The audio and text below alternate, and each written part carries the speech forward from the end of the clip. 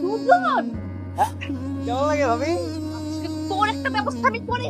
তুই তারা ওই জায়গায় তো কলেজের পাটে শ্বাসটা কিন্তু নিচে নাম। কি ব্যাপার, কি খুঁজতেছো? আচ্ছা বুঝছি বুঝছি, দাঁড়াও আমি নিয়ে দিচ্ছি। লাঠি খুঁজতেছো আমার মারার লেগে না? এই নাও লাঠি। ওরে শয়তান সামলা, তুই ভালো হবি কবে? আরে যেদিন আমার মনের আশা পূরণ হইব ওই দিন ভালো হবো। তোর মনের আশা আজকে আমি পূরণ করতেছি, তুই দাঁড়া।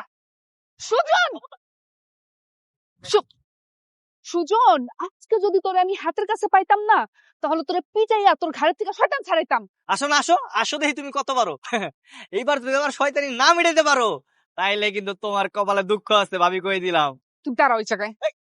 তোমার আগেই কইছিলাম আমি, তুমি আমার লাগে পারবা না, ওদের আমার লাগে লাগতেইছো না।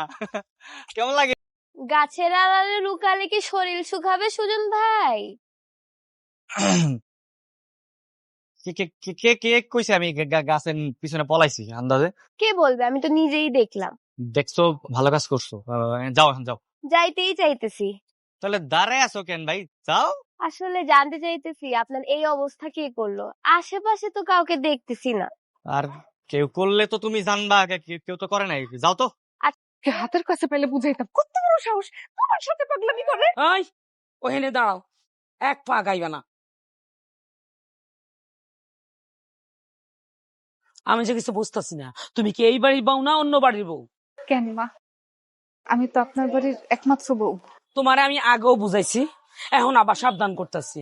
আমি আবার কি করলাম মা? আমার বাড়ির মান সম্মান আছে, আশেপাশের মানুষ এই বাড়ির মানুষকে সম্মান করে, সবাই মাথা উঁচু করে আমাদের দিকে তাকায়। আর তুমি যা করতেছো রঙ্গলীলা, মান সম্মান তো কিছু থাকলো না, সব ধুলাই মিশে গেল। মা বিশ্বাস করেন, আমি এমন কিছু করি নাই যে এই বাড়ির মান সম্মান যাবে, আর আমি কোনোদিন করবও না। তাছাড়া আপনি আমাকে চিনেন না, আমি কেমন। হ্যাঁ চিনি তো, চিনি জানি দেখেই তো নিজের চোখে সব দেখতাছি সব। মা, কোন বেটার লগে তুমি এই লীলা খেলো? হ্যাঁ, তোমার শরীর ভিজা কিনলে গা, তুমি কোন বেটার লগে কাদা মাখামাখি করে আইছো? হ্যাঁ, কুলুক কুলুক খেলছো। তোমারে আমি বারবার কইতাছি সাবধান হয়ে যাও। আরে তুমি বুঝো না কেন? আমার পোলাটা এত কষ্ট কইরা মাথার গাম পায়ে ফেলাইয়া টাকা পাঠাই দেশে, আর সেই টাকা তুমি নষ্ট করতেছো অন্য পুরুষের লগে রঙ্গলীলা কইরা। না, এটা তো আমি হইতে দিব না। আমার বাড়ির মান সম্মান আমি নষ্ট হইতে দিব না, তুমি সাবধান হয়ে যাও।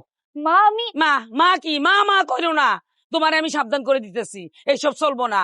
তুমি যে উল্টা পাল্টা চলতেছ, একটা উঁচা নিচে কিছু হইয়া গেলে আমি পোলার কাছে কি জবাব দিব? হ্যাঁ, আমি কেমনে এটা সামলামো? আমার পক্ষে সম্ভব না। তোমার জীবন তোমার, আমার জীবন আমার, আমি কোনো দায় দায়িত্ব নিতে পারবো না। মা কথা কইবে না আমার লগে। ভাবি, ও ভাবি।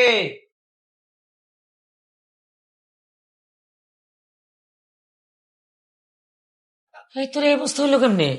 আমি কেমনে জানবো কেমনে হয়েছে? হঠাৎ জ্বর আসার কারণ কি? আমি জানি না কেমনে জ্বর হয়েছে। তুই সবই জানোস, যাই না না জানার ভান করস। কি মনে করস তোরা কে কি করস না করস আমি কিছু দেখি না? যার মান সম্মান নাই তার কাছে কারো মান সম্মানের গুরুত্ব নাই। এই জানো কি থিয়া, তুমি আবার কি কইতেছো? কথা কি হইতেছে আর গেছো কোন জায়গায়? ওই যে একজন আছে না, সারাদিন খালি পাগলামি করব আর খাইবো, এছাড়া তো তার কাছে কোনো কাজ নাই।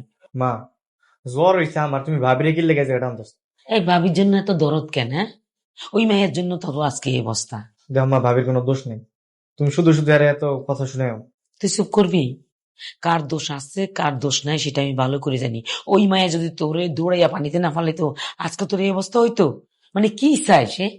আমরা একটা ছেলের দেশ ছাড়া করছে, এখন তোর কাছে কি চায়? তোরে মাইরে ফেলতে চায়? মা আমি তো কইলাম ভাবির কোনো দোষ নাই, তুমি এত ভাবির না কথা কই না তো।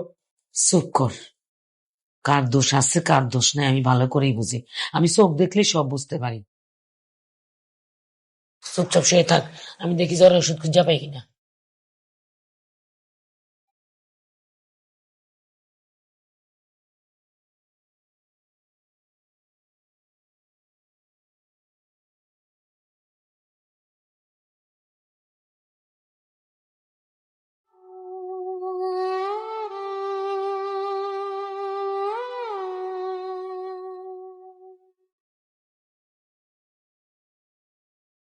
আরে ভাবি, তুমি